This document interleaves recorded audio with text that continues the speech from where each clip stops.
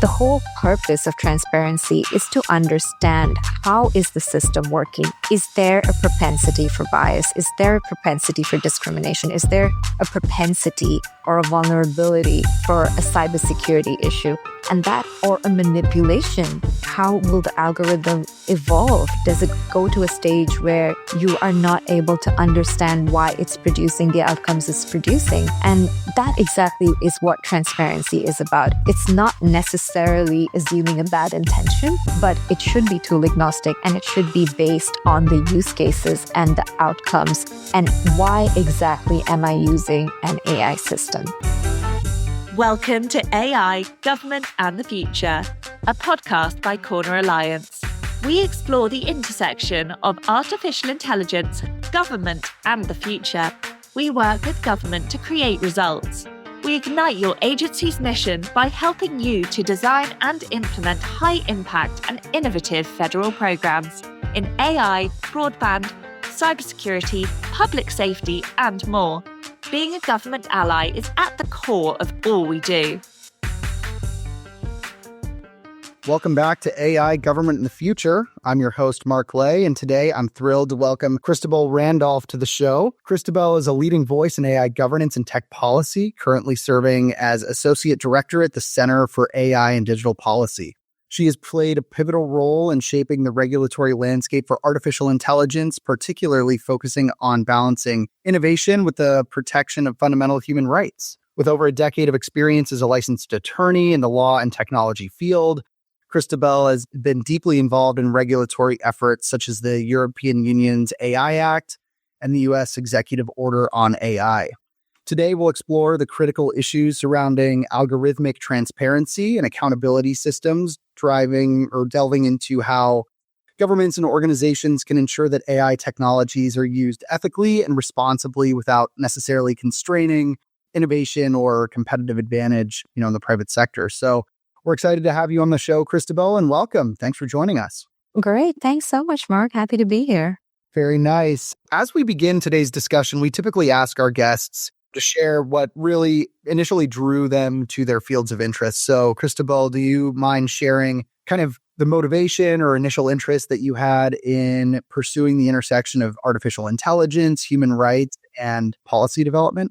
Yeah, for sure. So, I'm a first generation female professional, right? And I've worked in a variety of roles across Southeast Asia and the Middle East with multinational corporations, with international organizations, in private practice as a lawyer, and also consulting with governments, right? So this allowed me to really get a vantage view dealing with a lot of different clients and on the long-term transformational impact of technology, right? From e-commerce to financial inclusion, or even when dealing with issues like tech-facilitated gender-based violence. And I really felt that these institutions and legal frameworks tend to be reactionary. I wanted to leverage my skills and work more in policy where you have a more proactive role for shaping how frameworks and institutions respond to the technology that is evolving at such a rapid pace, right? And I think during COVID, really, when I was working in-house and, we saw AI tools being deployed for risk management, for employee, for contact tracing and everything. And that really made me pivot more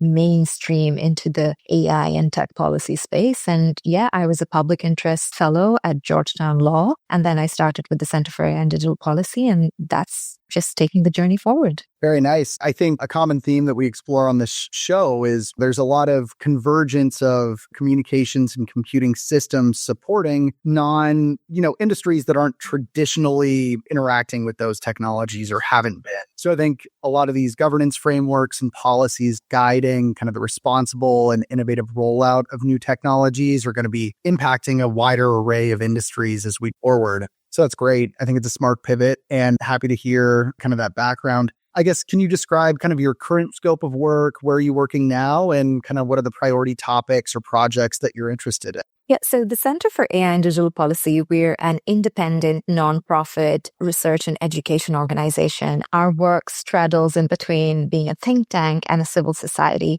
Our USP is that we're independent. We don't have corporate partnerships. We don't have government partnerships, but we have advised a lot of governments, a lot of international organizations. We're currently advisors to the OECD, to UNESCO, to UN, to the G7. We work with the European Parliament, as you mentioned, on the EU AI Act. We've worked very closely with the Council of Europe drafting committee for the first global treaty on AI. And I think a lot of people are still thinking that there's no regulation, there are no laws on the books, but here we are. We have a global AI treaty, and the US, UK, EU, 36 countries have already signed on. And right now, the main focus is our global campaign to get more countries and more governments to sign on to the Council of Europe AI treaty. My work, my day job, is broadly interacting with the US systems, with congressional offices, congressional committees, with state legislatures, with the federal agencies, really making sure that the public interest and the public voice is tabled in all these critical spaces where AI policy and where decision-making happens, so that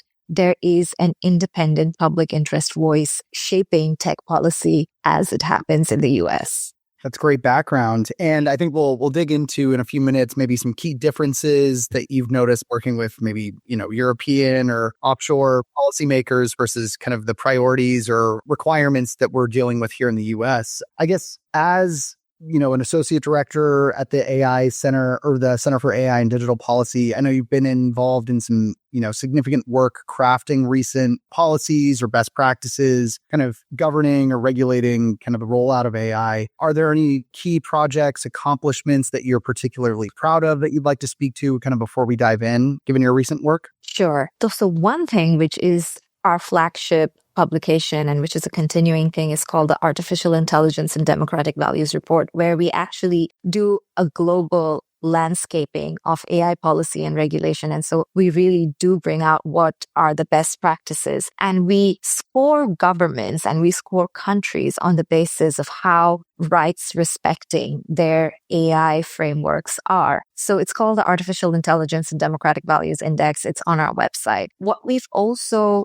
done is we've commented on a number of really important, significant actions in the US, whether it's the blueprint for an AI Bill of Rights, whether it's, working in the California legislature and moving forward the Trading Data Transparency Act that passed just 2 months ago. And also we filed the first complaint with the Federal Trade Commission on ChatGPT and OpenAI, and which we believe was important to really bring change in business practices and establish guardrails for these AI systems that are being rapidly deployed in the market. Yeah, well, we'll dive into maybe some key considerations that should be accounted for from your perspective prior to immediate adoption or rollout or scaled use of some of these foundational AI models. But I know transparency, you just mentioned the Transparency of Training Data Act that is recent. Transparency in AI means different things to different stakeholders or different people who are involved at different, elements of the AI chain. In your experience, what does meaningful transparency look like? Is it just related to the data being used for these models, or is it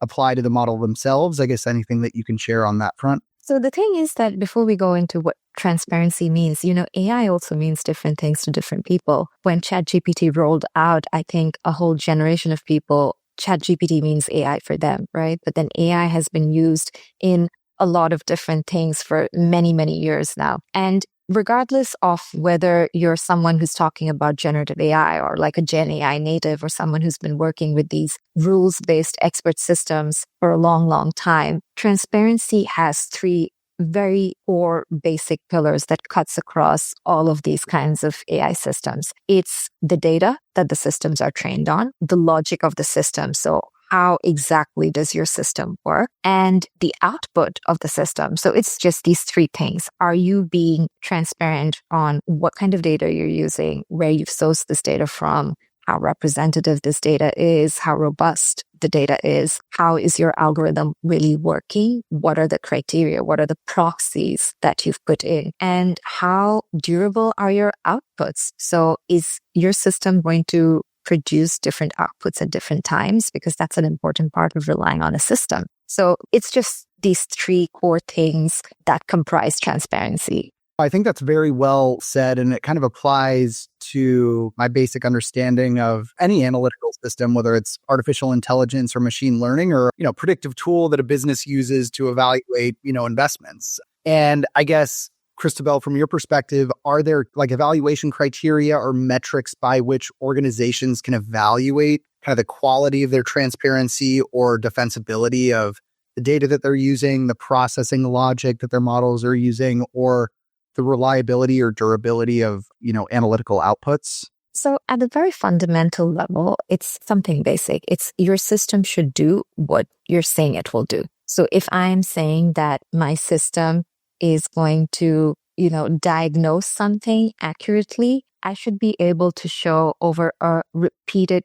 period of series and instances, it is doing that accurately, right? So it's very simple. It's like your system should do what you're saying or what you're marketing that it should do. And transparency is not something new. When we talk about AI transparency, the one myth that I would like to bust is that this is a new concept. It's not. It's been around. The US Privacy Act, which is one of the oldest laws currently, that had the transparency principle. So does the European Data Protection Law. And it's been agreed by technologists and policy experts for many, many years. And how do you know whether a system is transparent? It's very simple. Before you market it, before you deploy it, you should do the testing. And when you're developing a product, you should do your own internal testing. And then you should also get an independent testing done. It's very common. We see that in all kinds of products, right? There are so many products that are released in the market where you have to do your own verification of how the system is working, but you also need to get an independent assessment or an independent audit or a certification or evaluation, whatever it is that confirms that, yes, this works as it's supposed to or as you're saying it should. And then the other thing about the AI systems is you need to record what are the incidents. It's fine. We understand that nothing's perfect and there can be incidents that creep up, but you shouldn't suppress that. You should disclose that, right? So if there's a kink in the system, you should disclose that and you should record serious incidents and you should continuously do that. These are things which are not just a one-off thing. This is a continuous process. We see that in drugs. We see that in automobiles. We even see that for our devices, our computers, our laptops. All of these things have to go through some kind of testing, evaluation, certification process before they're rolled out. And AIs should not be an exception. Yeah. Automotive safety testing, the airbag will deploy at a collision at X miles an hour, 99.99% of the time. Now, I think that's a really good logic model to apply to this. Test and understand kind of the intention behind the data that you're using to inform AI models, how your models are processing that information, and the reliability of outputs. I think on the counter, people may say, hey, a lot of these AI systems that are used by private or even increasingly public sector organizations are proprietary. Whether it's Microsoft Copilot or, ChatGPT, there isn't a ton of visibility, Gemini within the Google workspace, potentially. There's not a lot of transparency into the actual engine of the LLM or productivity tool itself. So for a general user or even a CTO or, security officer for an organization trying to leverage some of these emerging tools, it can be difficult to understand how they fully, work. I guess from your perspective, are there ways in which, users can evaluate the transparency or fit of the AI tools that they're using for kind of business objectives before when they're maybe shopping around or before they commit to one tool over another? Yeah, that's a great question. And I'm really happy you asked that because at the end of the day, it shouldn't be on me as a buyer to evaluate the tool. I mean, of course, you go to the market, you're picking out something, you're choosing something that you think you like. But when we talk about guardrails, we actually mean that there should be a set of regulations or a regulatory framework in which the companies do this themselves, right? Because like you said, an individual user and an individual buyer is really not in that position to understand that level of technical nuance and detail. And maybe large corporations can, maybe even smaller businesses cannot do, maybe a mom and pop store that's trying to upgrade into something digital might not really understand it. And that is why the onus is on the really larger developers, the larger deployers, and especially where the government is deploying it. It's not good enough to say that it's proprietary information, because if I am using a technology to determine whether someone's getting a pretrial release, what kind of sentence to impose on someone, these are like really serious life decisions. And this is something that you cannot just leave to the hands of the developers or the tech companies and say that it's proprietary. If the public interest takes precedence over these proprietary concerns. And for the government, it's really important because there are due process considerations. What if the government, all the DNA evidence, and you're using a system to interpret DNA evidence? You would have to understand how that system works, because how are you going to use it to develop a drug or to do a diagnosis or, for clinical processes if you don't understand? So even like in the healthcare, when pharmaceuticals, just think about the COVID time. And when you're working on like a vaccine for something really critical, you would need to understand how that system works before you rely it and like release a product or a medical device to like millions of people.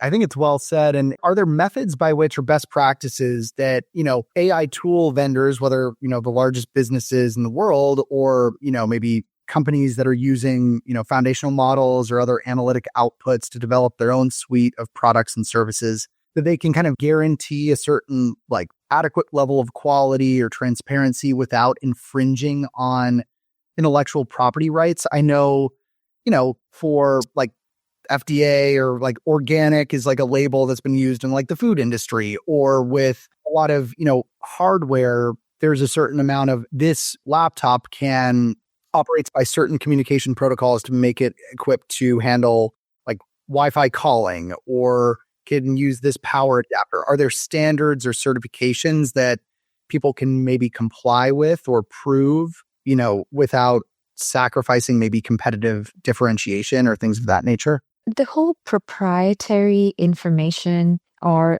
the patent and the IP issue it's an argument that's on thin grounds, because, you get a lot of devices marketed as environmental friendly, sustainable, low power consumption, and you're having to disclose how exactly it's working to get that certification. Now, I'm not advocating for a licensing regime, because then that creates entry barriers in markets, and we want, more people to have access to this technology. We want more innovation, but there needs to be a regulatory framework. There needs to be a legal framework which requires an independent assessment, whether it's audit, whether it's impact assessments, call it whatever you want to call it, right? But there has to be an independent testing, and it's not just, to sort of catch the bad actors or catch what is AI hype and what is reality. It's also helps the companies. Maybe there's something that they missed in the product development and testing phase, and an independent evaluation or audit or a pre-deployment assessment picks that up, and they're actually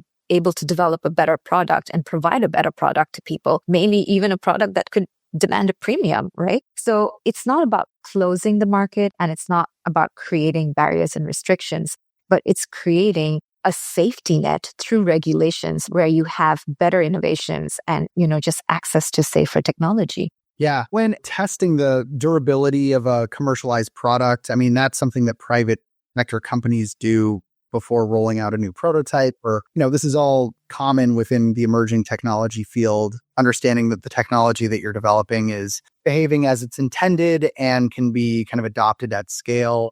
You've cited some examples within maybe a legal use case or a biomedical like vaccine development use case. Do the testing methods to kind of verify the quality, reliability, and safety of AI-supported technologies, I guess the testing methods and the evaluation criteria, do they need to be aligned with, the tool's intended use or like domain of use? Or can they be kind of conducted agnostic of end use and like within the technology in and of itself? Instead of having technology specific to a tool, you have to see regulation specific to the use case, right? So there are some systems that should not be used if they're pseudoscientific systems, so for example, biometric categorization or social scoring systems, it doesn't matter if it's accurate. It just should not be used because those are systems that really violate the human dignity and human rights.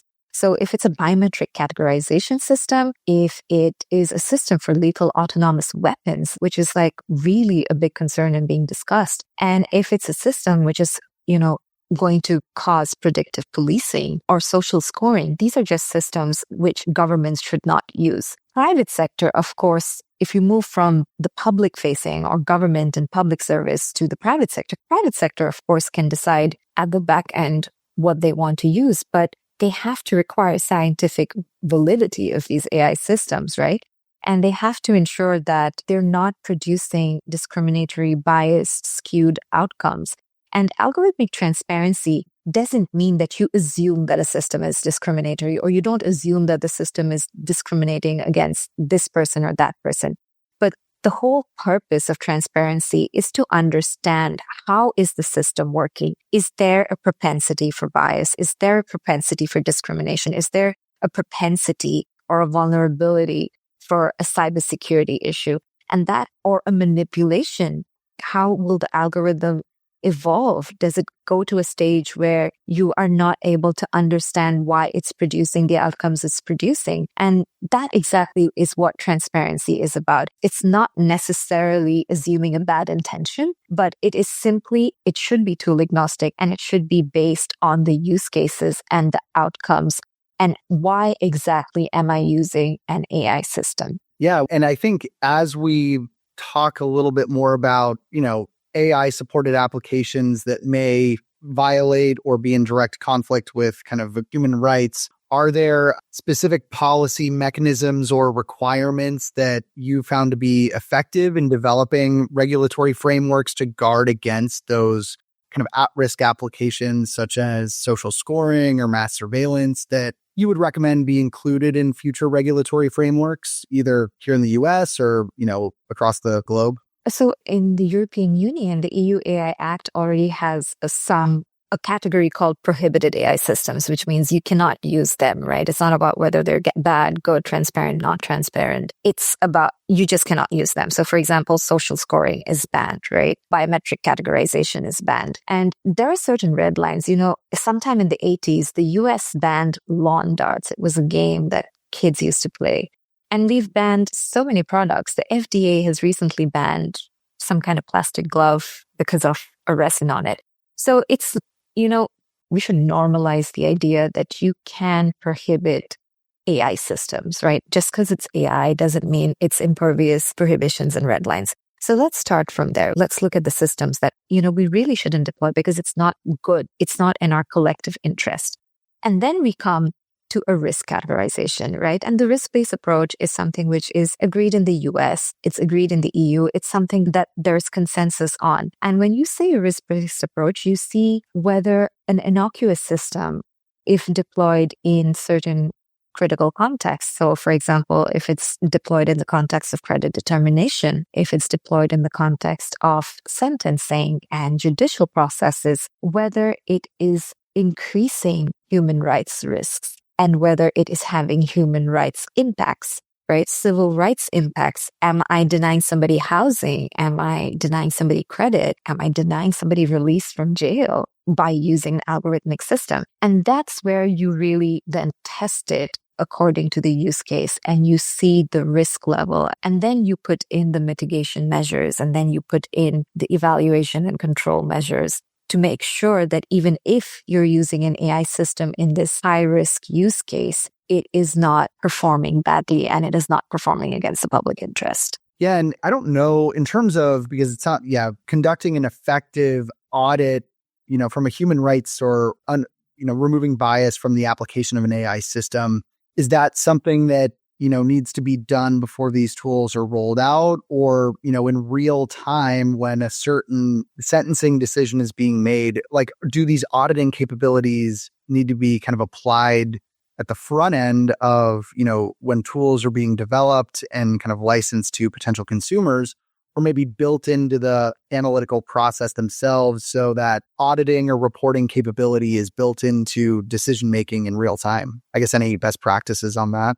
So absolutely pre-deployment, and auditing is something that is well established across. And rather than saying audit, which sometimes audit can be construed as only from a financial perspective and not really a technical perspective. So from a technical perspective, we call them impact assessments to understand, how rapidly, at what scale, at what frequency the certain outcomes transpire in a system. So let's call them impact assessments, and they should absolutely be done pre-deployment, and they should be continued throughout the life cycle, right? If you look at impact, whether it's environmental impact assessments, whether it's any kind of safety assessments, whether it's even financial assessments and audits, it's always done on an annual basis or a periodic basis just to make sure that you're stress testing it at a reasonable frequency, right?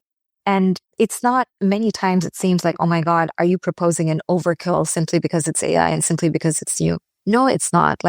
These things are happening across industries and across sectors. It's really not overkill. It's established. Yes, the technology is new.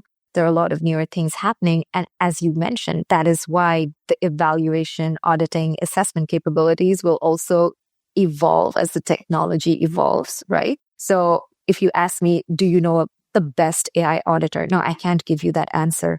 And, the assessment for a typical rules-based system will be vastly different from the assessment of a large language model or a generative AI system, right? So it has to be responsive also to the technical design that is being deployed. Yeah, well, it almost sounds like developing almost a taxonomy of best practices or recommendations for evaluating, the safety or impact of AI system, like different classes of AI systems, maybe different categories of end uses or applications, a useful resource. I guess in terms of some... And Mark, yeah, on that point, I just want to say, a lot of times, especially when we talk about bias, are we humans free of bias? No, it's not like a human judge or a human police officer or a human social worker is operating without bias. That is true. Humans have bias, but the capability of one person to produce a biased impact is limited, whereas a system, and it's been proven, there's tons of data and tons of literature to show that the moment there's a system, when ChatGPT spouts out something, you're not then going back and researching whether ChatGPT is right or wrong, right? You're assuming that's right and you're working on it. So there's a real over-reliance on systems once these processes are automated. And then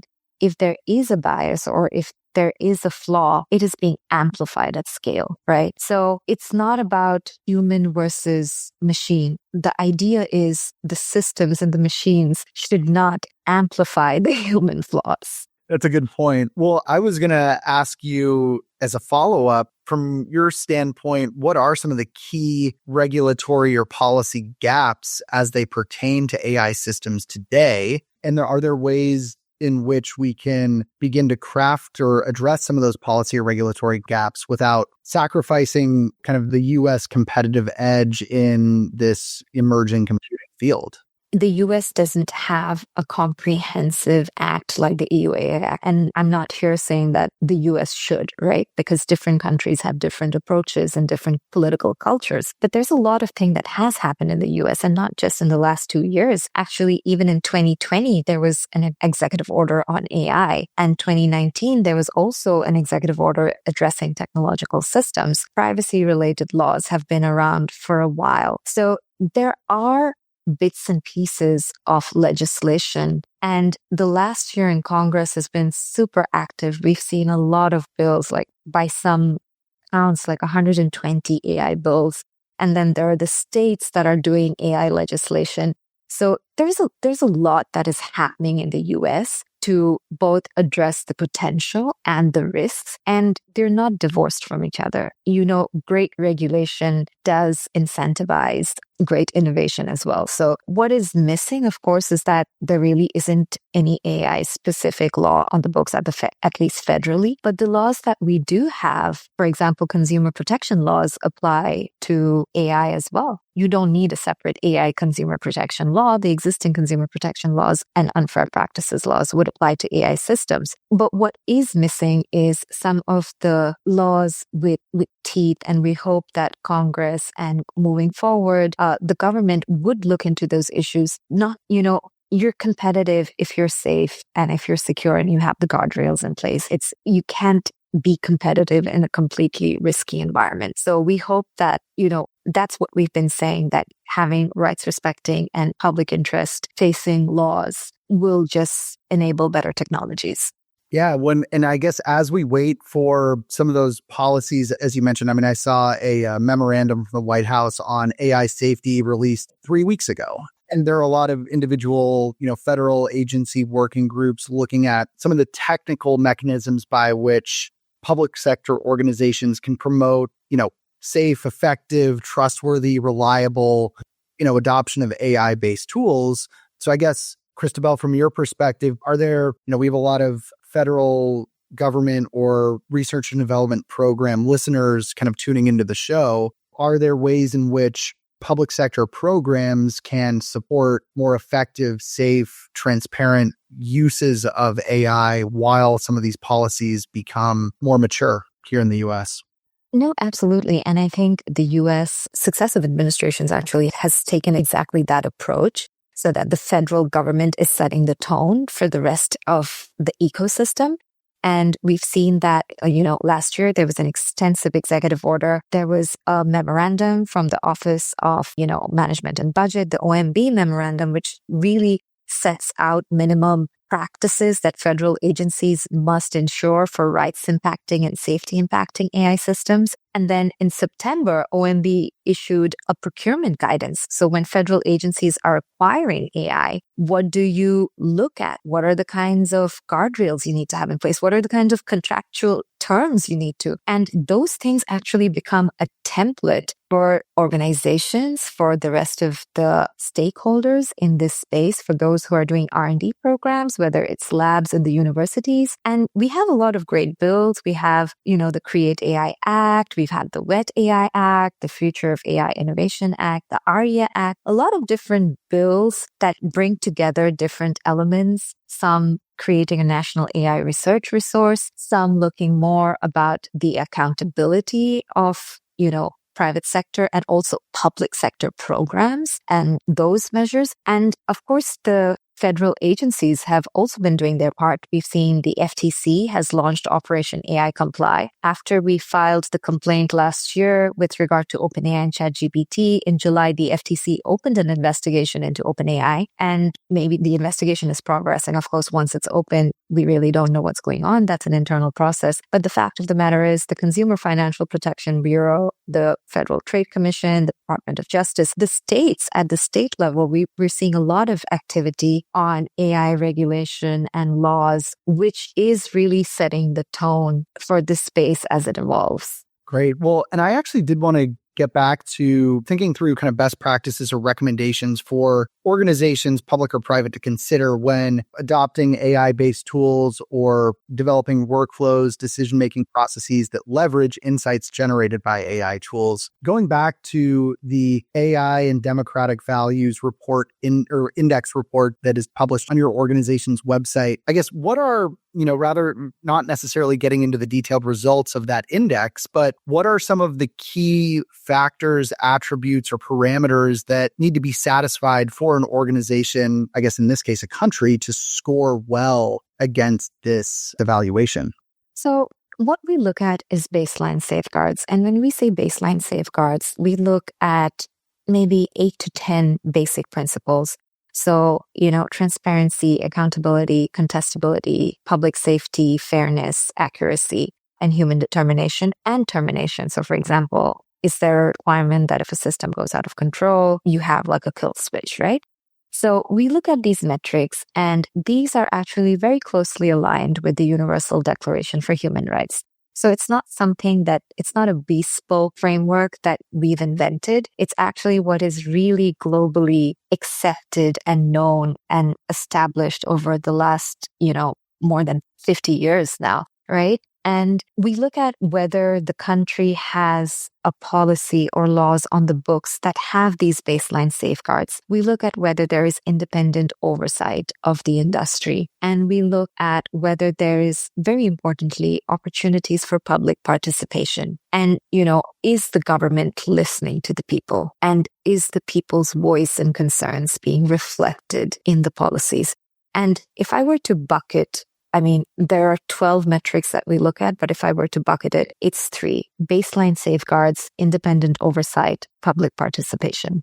That's great context. In terms of making recommendations for maybe not a national organization, but even individual organizations that are trying to design new business or organizational capabilities that leverage these tools, I think that those are useful kind of criteria or considerations to keep in mind to ensure that these tools are being leveraged responsibly. So thanks for sharing that. I guess in terms of And, for organizations, and there are organizations of different sizes, there are startups and, newer, smaller and medium enterprises, in addition to the big tech that's, wanting to enter the space and work in the space and innovate in the space. And it really is like, ask yourself the question is, what is my tool being used for? If it is being used for a process that is going to impact people's lives and livelihoods, then you really are going to be held to a much higher standard of diligence. But if you're doing a tool that's crunching numbers somewhere, or just doing a data cleaning, or something that is not directly related to those critical decisions, and maybe you would not have to go to that level of due diligence. And that's why we see a lot of countries and a lot of governments coming up with regulatory sandboxes to encourage. So you are developing your systems and your safeguards and your compliances at the same time. And everybody, the one thing that people don't realize about the EU AI Act and about a lot of laws happening in Singapore, Dubai, Saudi Arabia, a lot of the places in rest of the world, is also governments are not just saying that we want to regulate AI, but they're coming up with these sandboxes, which is to really enable newer players and more innovation at the same time, while seeing that, okay, what is the contextual safeguards that you need to maintain as you're innovating? Yeah, well, I think we talked about earlier in the show, testing the quality or transparency of the data being used to train some of these systems, the processing mechanisms or logic that these systems use to derive conclusions, and then the repeatability of results. That does testing and evaluating and refining systems based on those test results across those 3 categories of an AI-based system.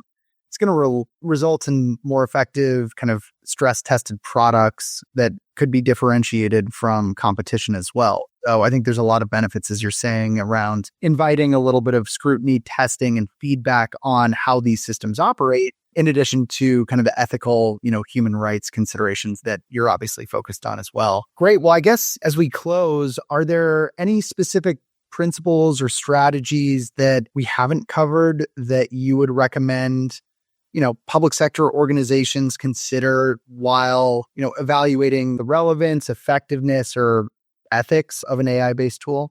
I think our organization, our mission is AI and technology that works in the public interest and promotes social inclusion. And the only recommendation is the principles that we've talked about are really well established, both not just in the policy community, but more importantly in the technological community as well. AI is not new. It's been around for like 50 plus years. And these are consensus principles. And it's just about making sure, we hope the US really has a lot of impact and influence, not just, of course, for its own people and for the American people, but globally as well. And while the rest of the world looks how the US is innovating, it also does look at how the US is regulating. And we hope that we see a regulation that addresses transparency and accountability for these systems. Great. Well, Christabel, thanks so much for taking time and speaking with me this afternoon. I guess where can listeners go to check out more of your work?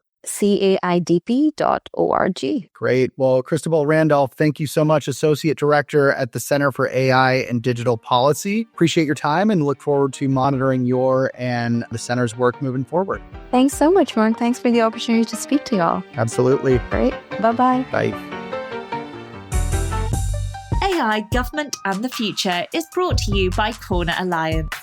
To find out more about Corner Alliance and how we work with government to create results, visit our website at corneralliance.com. And then make sure to search for AI Government Future in Apple Podcasts, Spotify and Google Podcasts, or anywhere else podcasts are found. And click subscribe so you don't miss any future episodes. On behalf of the team here at Corner Alliance, thanks for listening.